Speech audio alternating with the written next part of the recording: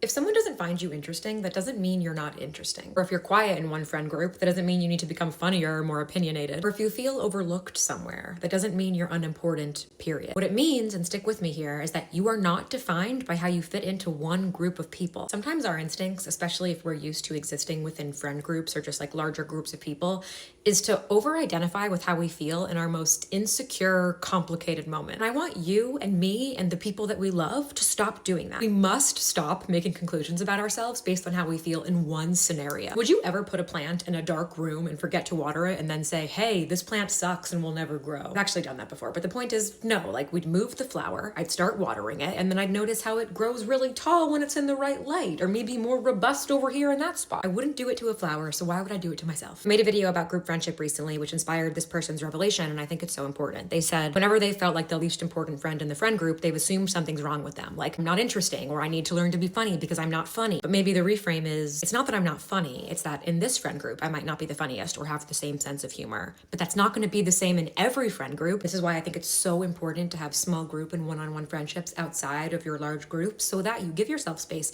to develop and like see who you are outside of a rigid structure. Even if it's not rigid, it's just like we bring so much history and context into our large groups of friends, and it's naturally can be really challenging to break free of that. And sometimes it's not something that other people are putting on to us, but it's the way we see ourselves. And like we know the way we see ourselves is often a self-fulfilling prophecy. So just remember that your personality is not a fixed character on a TV show. Different parts of you will come alive in different spaces, and it's on all of us to notice how we feel and like who brings those things out in us.